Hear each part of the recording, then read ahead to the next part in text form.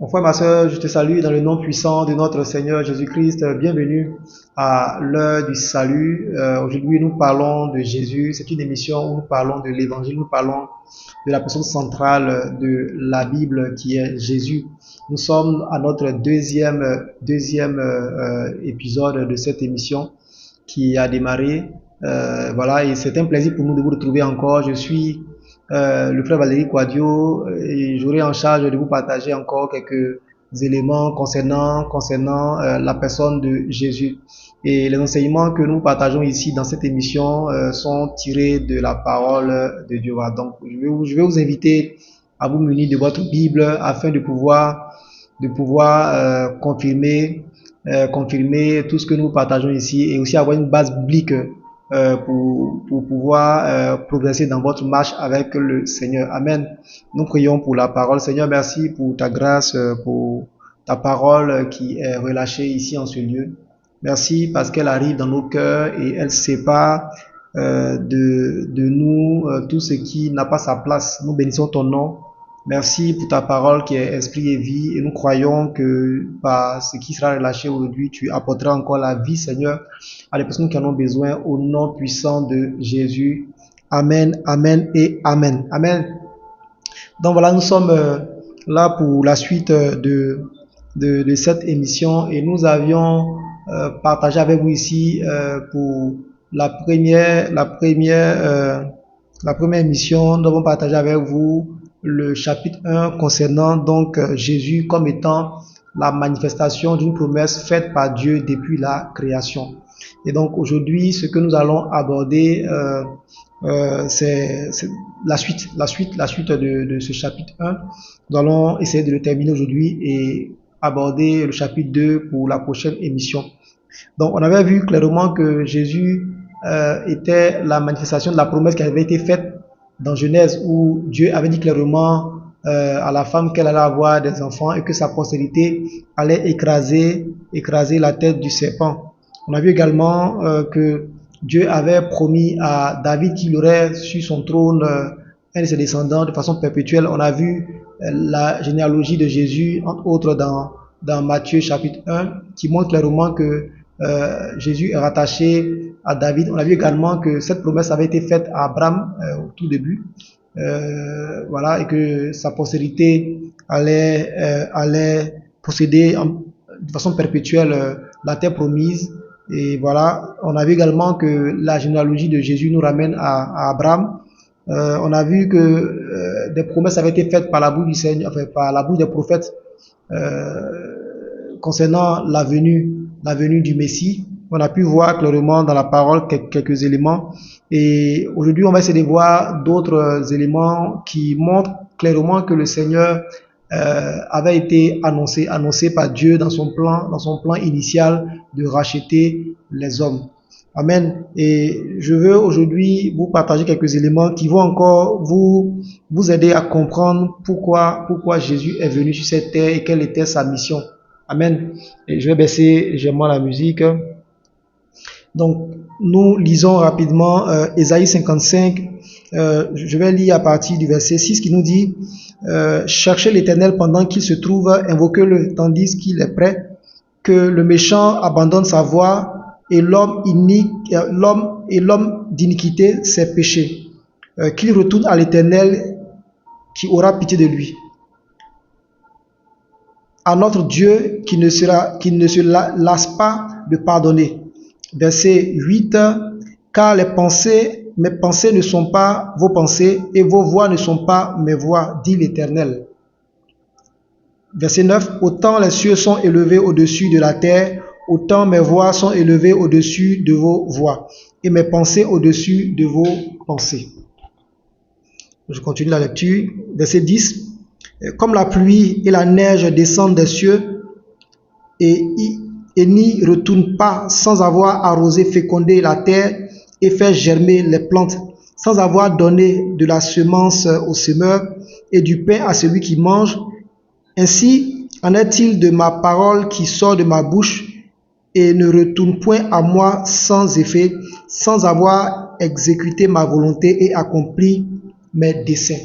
Amen. Donc voyons clairement que le Seigneur, que Dieu parlait au peuple dans le temps qui s'éloignait de lui et il faisait la promesse concernant le fait qu'il avait des pensées qui étaient plus élevées que celles des hommes et que sa parole n'est pas à lui sans avoir accompli ce pourquoi elle avait été envoyée. Et lorsque nous prenons les évangiles, nous voyons clairement que cette parole, alors c'est une révélation qui m'a vraiment aidé hier quand le Seigneur m'a expliqué tout cela. Cette parole dont le Seigneur parlait, c'était certainement la prophétie, mais c'était aussi l'accomplissement d'une promesse. Donc la parole dont Dieu parlait ici, c'était Christ. Dans Jean 1, verset 1 à 5, on nous dit ici, au commencement était la parole, et la parole était avec Dieu, et la parole était Dieu. Elle était au commencement avec Dieu. Toutes choses ont été faites par elle, et rien de ce qui a été fait n'a été fait sans elle. Verset 4. En elle était la vie, et la vie était la lumière des hommes. La lumière, lui, dans les ténèbres, et les ténèbres ne l'ont point reçue. Je vais au verset 14 qui nous dit, et la parole a été faite chair, et elle a habité parmi nous, pleine de grâce et de vérité, et nous avons contemplé sa gloire, une gloire comme la gloire du Fils unique venu de Dieu. Amen. Amen. Et dans Jean 17, verset 6 à 8, alors il dit, Jésus qui parle, il dit, j'ai fait connaître ton nom aux hommes que tu m'as donné du milieu du monde. Ils étaient à toi et tu me les as donnés. Et ils ont gardé ta parole. Ta parole. Maintenant, ils ont connu que tout ce que tu m'as donné vient de toi. Verset 8, suivez bien. Car je leur ai donné les paroles que tu m'as données, et ils les ont reçues, et ils ont vraiment connu que je suis sorti de toi, et ils ont cru que tu m'as envoyé.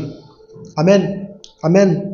Et donc le Seigneur ici montre clairement qu'il est la parole. Donc dans Isaïe 55, quand nous prenons cette perspective de Isaïe 55, on comprend que Dieu parlait certainement d'une prophétie qu'il envoyait dans le temps au peuple juif, mais il parlait d'une parole qui allait se manifester et qui allait exécuter clairement sa volonté. C'est ce que nous pouvons voir ici dans les évangiles. Et quand nous allons dans Jean 19, comprenez bien, Dieu a dit que sa parole ne retourne pas à lui sans avoir exécuté, accompli ce pourquoi elle a été envoyée. Et Jean 19, verset 28 à 30. Après cela, Jésus, qui savait que tout était déjà consommé, dit, afin que l'écriture fût accomplie. Afin que l'écriture fût accomplie. J'ai soif. Il y avait là un vase plein de vinaigre. Les soldats en remplirent une éponge et l'ayant fixé à une branche d'hysope, ils l'approchèrent de sa bouche. Quand Jésus eut pris le vinaigre, il dit, tout est accompli. Et baissant la tête, il rendit l'âme. Donc Dieu a dit clairement que sa parole n'allait pas retourner à lui sans avoir exécuté et accompli ce pourquoi elle avait été relâchée. Donc voilà, Jésus est venu comme étant la parole de Dieu. Donc c'est une promesse faite par Dieu qui s'est manifestée. Donc il est venu et il a accompli. Il a accompli. Et lorsqu'on reste toujours dans Jean 19, lorsqu'on va au verset 36, c'est dit, ces choses sont arrivées afin que l'écriture fût accomplie. Aucun de ces os ne sera brisé. Et ailleurs, l'Écriture dit encore, ils verront celui qu'ils ont percé.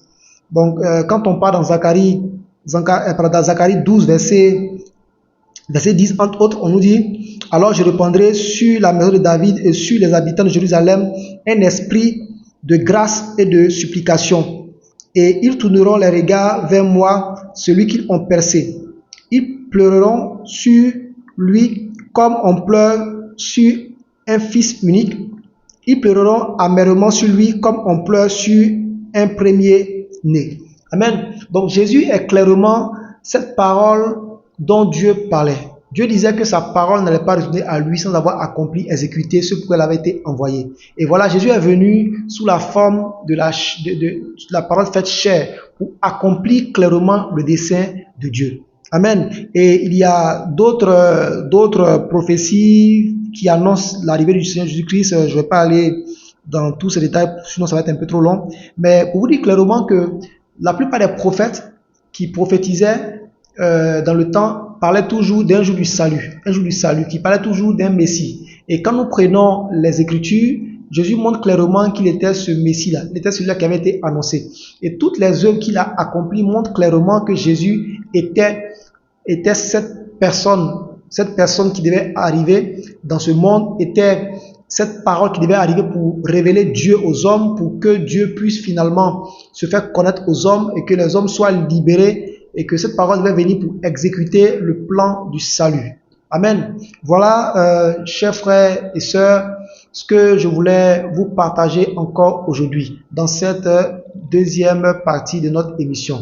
Juste pour vous dire que le Seigneur Jésus-Christ est la manifestation d'une promesse faite depuis la création. Et lorsqu'on va aller plus loin dans les Écritures, vous allez voir que le plan du salut avait été déjà accompli avant la fondation du monde. Amen.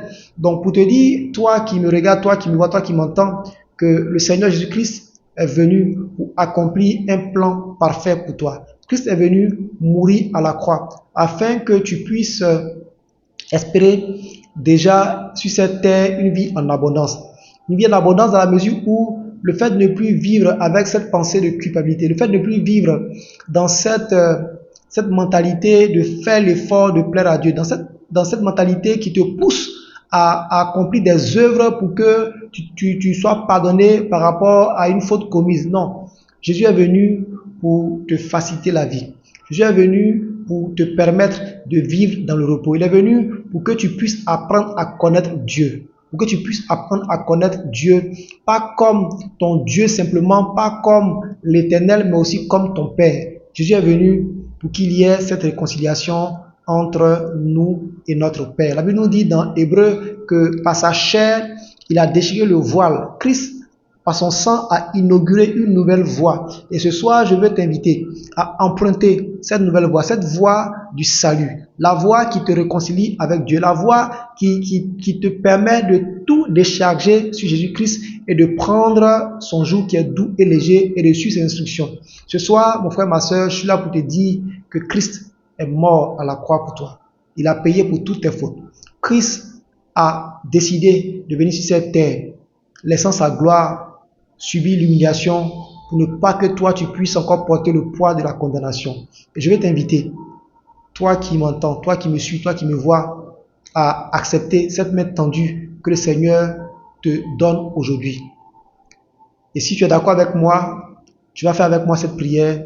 Seigneur Jésus, j'ai entendu ta parole qui me dit clairement que tu es venu mourir à la croix pour moi, pour porter toutes mes fautes, tous mes péchés. Je reconnais, Seigneur, cela. Je reconnais l'œuvre que tu as accomplie à la croix.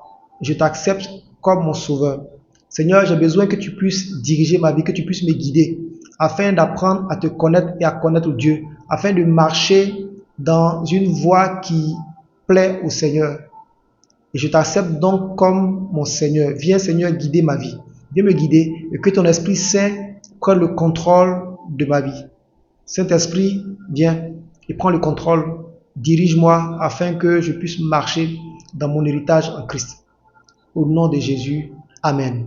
Je vais aussi prier pour des gens qui, à cause d'une expérience passée, se sont éloignés de Dieu. Je veux vous dire que Dieu ne vous a jamais rejeté et qu'aujourd'hui encore, si vous prenez cette décision de revenir vers lui, il est là, il vous attend, les bras ouverts, pour vous consoler, pour vous remettre en selle afin de pouvoir marcher avec lui. Et tu vas aussi dire, Seigneur, je viens ce soir déposer devant toi toutes mes fautes, ma vie passée. Et je te redédie ma vie. Je veux marcher avec toi, aller loin avec toi.